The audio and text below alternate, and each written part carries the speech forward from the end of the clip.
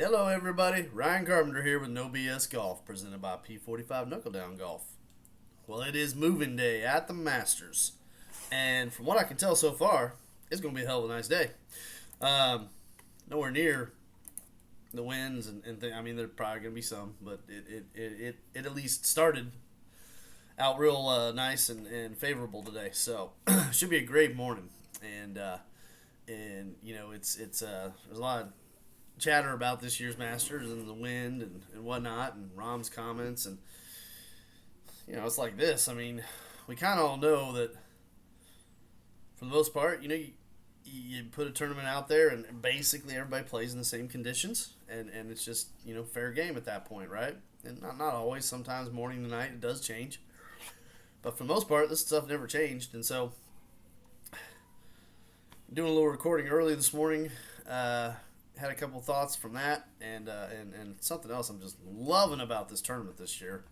But normally this morning I'd be listening to two of my mentors, to be honest, and but with the Masters radio on it, they changed the programming, and so kind of losing some of my class time, if you will, class time for me, so I can be better for you.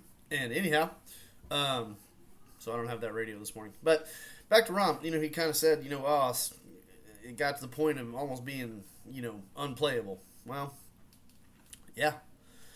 You got those high gusting winds, and that's pretty much the case. And then they're blowing the greens, trying to get the sand off because the sand's whipping around everywhere. And I would agree with him in terms of the playability conditions-wise. It literally was. I mean, shoot, who was it? Woodland had that ball blown 40 feet down the hole on 15. And, yeah, so I don't disagree with him. I understand how the haters, quote unquote, respond to it and say, "Oh, look at just whining and complaining because he didn't play good." Yeah, pretty much, and it really comes down to that. I mean, you're gonna have in bad conditions. It don't matter what tournament it is. Players who don't play well are gonna complain, and that's par for the course, really. I mean, there ain't nothing new about that. So, anyways. I will say it probably was at times a little overboard. We had moments. We've got trees down everywhere from this stuff. That's how crazy these winds have gotten, and or had been. So it's if they all play, they all play. If they don't all play, different ball game. But they all played. They all got through it. We got to cut down. And to cut down. That's my favorite part of the morning right here. I posted up there on the old Twitterverse and Facebook and whatnot. This is the one tournament for sure where you are almost guaranteed, not probably a bad word, you're given a guaranteed opportunity at the rightful young age of 61 and 58 to compete and make the cut at the Masters. It is fantastic to see Jose Maria, Olazabal, and Vijay making the cut. Because there are a lot, they're going to say, well, come on, it's small field, small cut, so on and so forth. Yeah, I mean, it is, and that's fine. That's not the part that matters.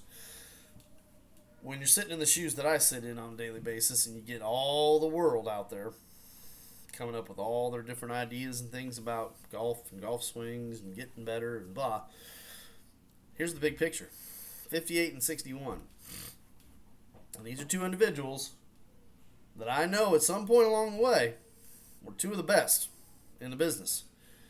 And they got there not by magic, not by accident, not by luck, not by born with it. Boy, do I hate that word. We're going to have an entire program on born with it someday.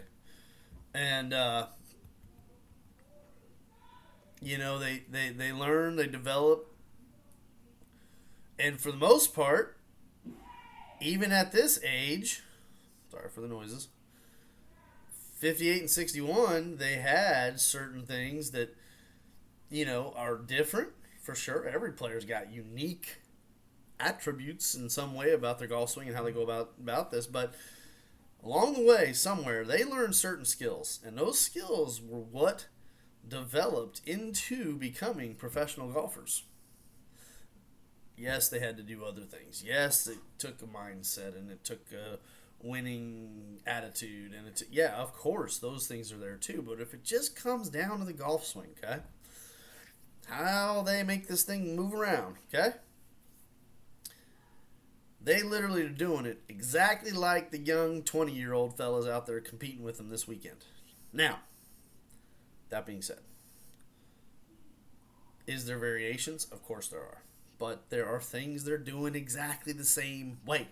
And if you really break it down, take the time to do it, you'll see, you can even probably come up with it on your own. Now, I've trained for decades, and I've studied golf swings to the nth degree on video and whatnot, and that's how it's easy for me to say that and know that.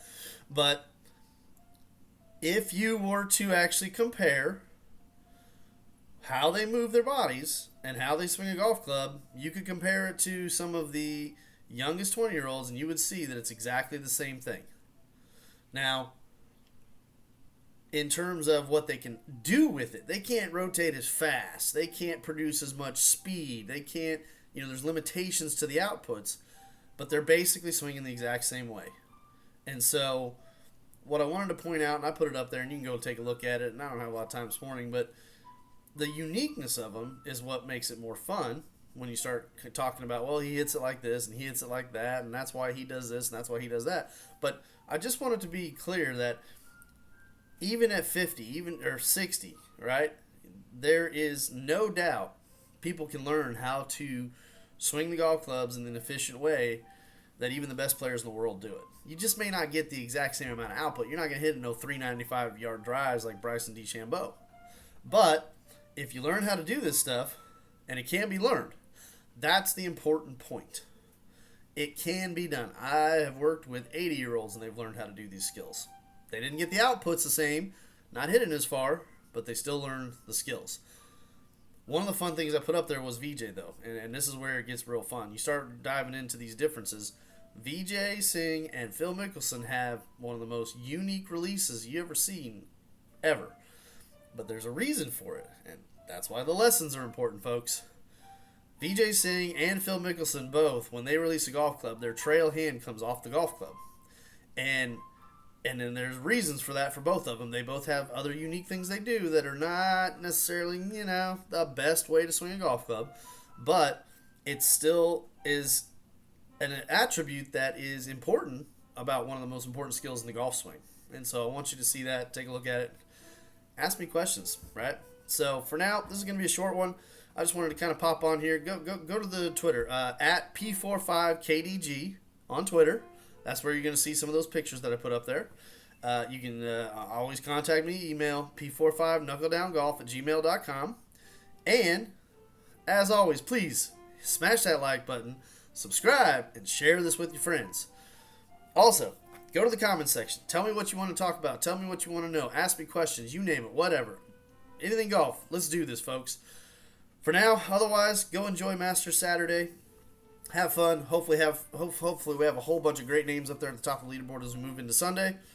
But number one, folks, the only limitation to getting better is right here. Do you have the will to commit to the process that's required to get you there? If you're willing to do it, you can learn it. 61 and 58 years old, competing in the Masters. And that's the ball game, folks. Enjoy Masters. For now, this is Ryan Carpenter. No BS Golf, presented by P45 Knuckle Down Golf. Signing off. Take care.